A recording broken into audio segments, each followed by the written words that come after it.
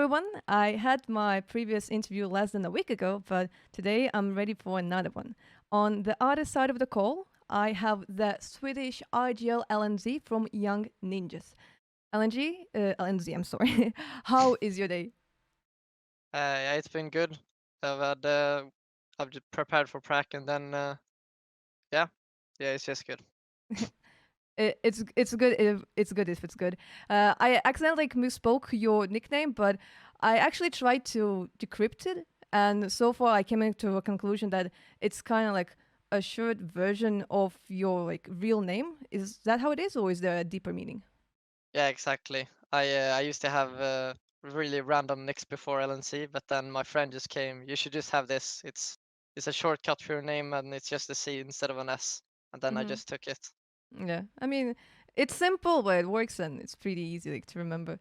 But yeah, but I heard a bit about you before you got signed by the NIP Academy roster. So, for example, the original Young Ninjas roster included ZTR, but after being in the Academy team for less than a month, he got moved into the main NIP roster. And because of this move, the youngsters were left without an IGL. That's when you came in. Was it the org that found you, or did you somehow manage to offer yourself? I think it was a bit of both because yeah, I knew the players before, like three of them or two of them. I knew them like personally before, Nilo and Fusi, and I told them that if you need me to call for you guys, I will do it if it's needed. Mm-hmm. And then they did the magic, and now we're here. Awesome. I mean, I think a lot of players kind of don't realize how much they can achieve it. They just try to push themselves just a tiny bit. You don't need to full on try to be please take me super desperate, but just hey, I'm an option. Call me if you need, right? Yeah, Uh, exactly. And yeah. that's how it went. I just told them that um, I know that we haven't played in a team before, and you might not know much about me as a teammate or a leader, but if you want me to test with you guys, I'm down to do it. Mm-hmm. Yeah. Well, I almost never get the opportunity to talk to an IGL in my interview, so I hope you don't mind that I'll kind of pick your brain just a tiny bit. Is that okay? Yeah. Okay, perfect. So the thing is that in most cases there are two types of how players become IGLs. Right. So the first ones are the ones that eventually became or were kind of forced to become leaders because they are the most experienced ones in the team. Right. Then the second type are the ones that actually enjoy analyzing the game and they have fun learning it on multiple levels. Knowing this, I wonder if you'd had a chance to drop IGLing and just focus on rifling in your team, would you go for it? I think it depends on like the personality and the player that we would bring in. If we would Mm-hmm. had an experienced IGL that that have been like IGLing for a long time, I would do it if it felt good within the team. But I think if nobody wants to do it, I'm down to do it. Like it's not a problem for me, and I like to call and have like the responsibility, and I think it's fun to learn how to become a better leader because it's not like the other roles. You need to learn much more about it. Mm-hmm. So on the long run, it would be something you would want to pursue. You would want to to be an IGL on the long run. Yeah, exactly. Okay. If there's no team that if there's no tier one team that would want to pick me up, that they just need me on a rifle role, I Mm-hmm. would do that. But if I just play with a normal team, for example, in my team, I would just pursue it and become as good as I can. Mm-hmm. I mean, I say being an IGL is really good on on the long run because at the age of 26 you might get for them benched for a younger player just because they're way better, maybe they're more energetic, they're more hungry for wins, but when it comes to IGLs you can't really just pick up, I don't know, a 16-year-old and be like, hey, now you're leading the whole team, right? So it's a long lasting plan for you. Exactly. Yeah, but when it comes to your play style, how much freedom do you give to your teammates? Do you try to navigate them from the beginning to the end of the round, or do you let them play the way they want and just make final decisions like, let's go mid to B and stuff like that? I think it's a mixture of both. Like, I don't think there's any team that would like work well in a high level where the IGL wouldn't like navigate around. But I think there's rounds where I just call like a default and I let the players do what they want. If they want to be passive that round or aggressive, that's up to them. And there's also rounds where people want to do some moves that they call from spawn, and if I think it's the right timing to do that move, I let them do it. Mm-hmm. Otherwise, if there's a round where I think the other team is going to do a certain push or a certain setup because of something that has happened before in the rounds, then I will probably call like a set round Mm-hmm. where yeah, where I think it's the right move in the game. Mm-hmm. Well, a bit. I guess like this mix is like working out for both you and the team because I mean we see the results. You are rank 35 right now in the world, right? Yeah, exactly. Yeah, like and if you keep on that tendency, like in a week, two, or maybe like a few, you'll be in top 30. So the thing is, while everything looks really good on the team's HLTV page, your ECA results are, let's say, they're not looking great at the moment. 5 losses in your 5 first matches.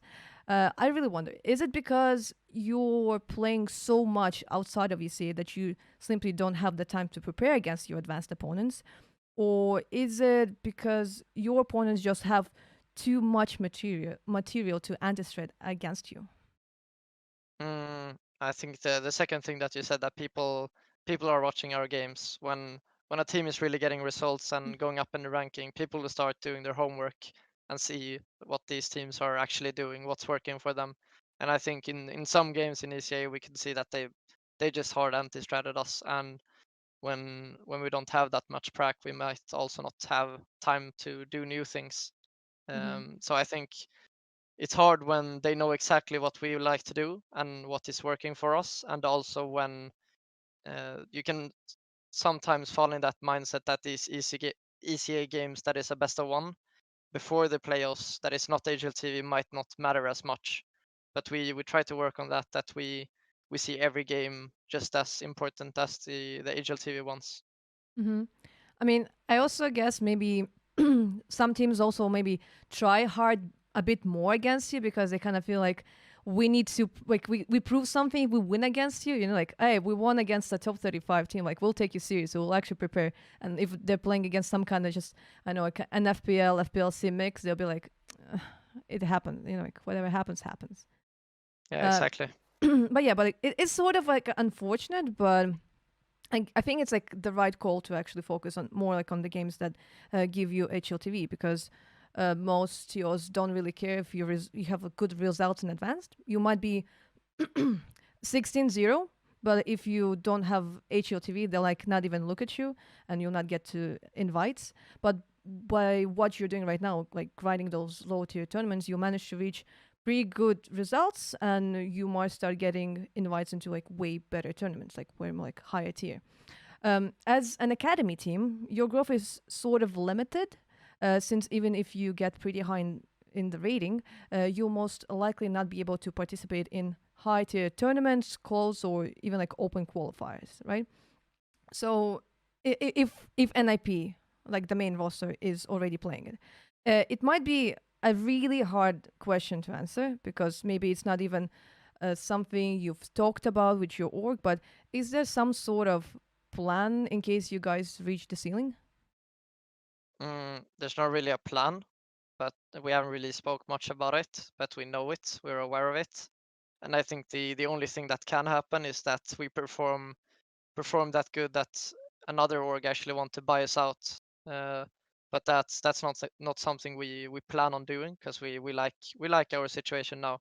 Mm-hmm. Their NIP is doing a great job for us with everything, and everything from invites to coaches and coaching staff. So yeah, I think that's something we haven't talked about it much, and there's not really an answer to that, Mm-hmm. unfortunately. Yeah, I mean, I was just like curious if there's actually some kind of plan because obviously at the moment you don't really need to worry too much about that because we'll have to see if it actually happens or not. And in any scenario, this relationship is kind of like a win-win situation for both of you because the players they're getting the exposure that they would not be able to get in any other way, right? So like that's really good for you. Like you get to show yourself, you get to farm those HLTV games. The org, they get 5 young players that are extremely talented that they can either like eventually add to the main roster, or maybe as you said, like they might like either excel the roster or like maybe excel like a specific player. So like, and like considering how much they like put like probably financially, it's like way less than maybe like even like one salary of like of a top tier player, you know. So it's like it's a win-win situation in any scenario for like both of the parties. But yeah, like so I'm assuming you're doing right now this like full time, right? Kind of. For 3 of us or 4 of us are still going to school. 3 of us are graduating. We're going the last year in school. So now in June we will we will graduate, and after that, or 4 of us will be playing it full time, while Nilo is still gonna be in school. He still has 3 more years in school. Mm-hmm. So 4 will be playing full time, and 1 will be still in school. So I'm assuming that because of school, you're kind of like forced to build your pracs and officials around the schedule, right? Exactly. We always try to schedule our games later so that we can go to school. Mm-hmm. But I mean, soon it's summer, and you said like 4 people are finishing school. Does it mean that you'll finally have the time to go like on a full grind during summer and get to like to top 30? I hope we will do that. I'm not sure exactly how much people will be on vacations and such, but Mm-hmm. I think we spoke about that we want to grind. We want to make it into the top 30, and that's our goal right now. Okay, then I guess I will wish you good luck in reaching top 30 this summer. And I mean, you still have a chance of getting into ESEA Advanced playoffs. It will not be easy, but it's still a chance. So like we'll see. Most importantly, just keep on grinding those like HLTV games and easy top 30.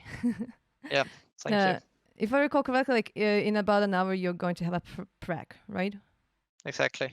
Okay, so then maybe before we finish the call, you have some final words, maybe to your organization or to the people that support you? Just thank you to everyone that is supporting us. We see every comment on Twitter and everywhere, and we really appreciate it. It makes us happy to see that people want to support us. Okay, awesome. Thanks a lot. Thank you.